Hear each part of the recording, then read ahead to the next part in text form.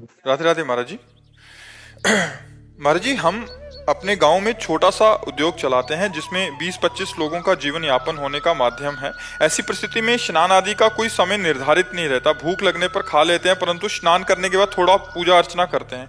क्या ऐसी परिस्थितियों में पूजा अर्चना, नाम जप आदि किया जाना चाहिए जब हमने पा लिया होता है प्रसाद? बिल्कुल। हम कह रहे सुबह से आप बिना नहाए अगर राधा राधा राधा राधा राधा जपते हो और जब आपको समय मिले नहा धो के ठाकुर जी की पूजा कर लिख स्मृति यस्य स्मरण मात्रेण जन्म संसार बंधनात् विमुच्यते नमस्तस्मै विष्णवे प्रभु विष्णवे।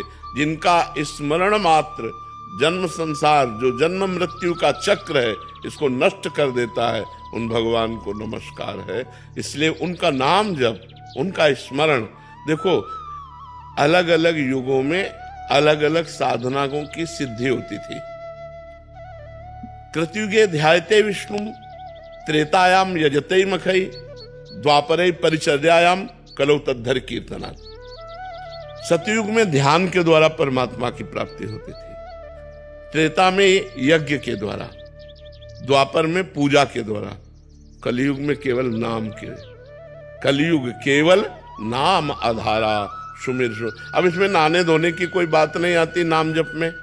अपवित्र पवित्रो वा सर्वावस्थांगतोपि वा यह स्मरेत पुंडरीकाक्षम सवायाभ्यंतरा शुचि। वो बाह्य और अभ्यंतर से पवित्र हो जाता है जो भगवान का स्मरण करता है। तो बढ़िया, सुबह जो ही आंख खुली तो राधा राधा राधा राधा, अपने काम में लग जाओ।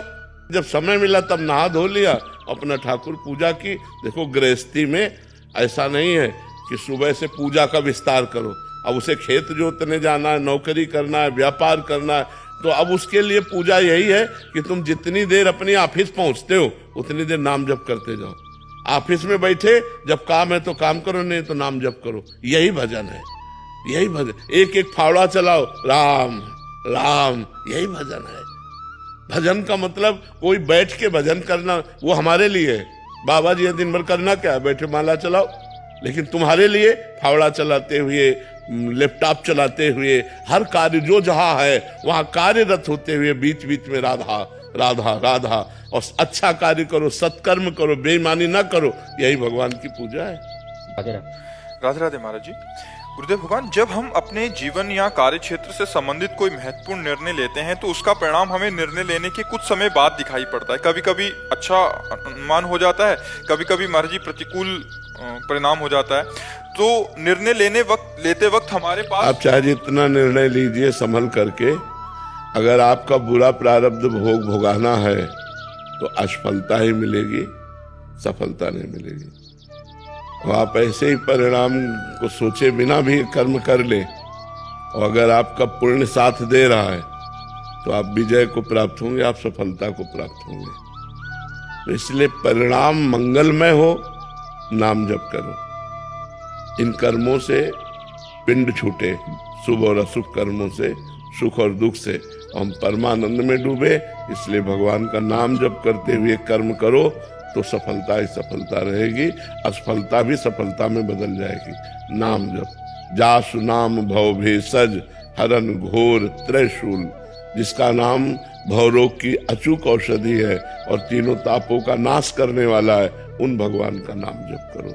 नाम राम कृष्ण हरि राधा, जो नाम प्रिय लगे वो नाम जप करो। कोई नशा न करो, गंदे आचरण न करो, पूर्व प्रारब्ध से आए हुए दुख को भोग लो। आगे अच्छे कर्म करोगे, अच्छा फल प्राप्त होगा। यहाँ जो जैसे कर्म करता है उसके अनुसार फल मिलते हैं। कुछ पूर्व के कर्म हैं हमारे ऐसे जो नवीन कर्म अच्छा करने पर भी हमें दुख दे रहे हैं। कुछ ऐसे दिखाई देते हैं नवीन कर्म गंदा कर रहे हैं लेकिन सुखी हैं, उनका पूर्व पुण्य है, हमारा पूर्व पाप है। जब हमारा पाप नष्ट हो जाएगा तो प्रकाश हो जाएगा, हमको सुख मिलेगा। हमें अच्छे कर्म वर्तमान में करने चाहिए।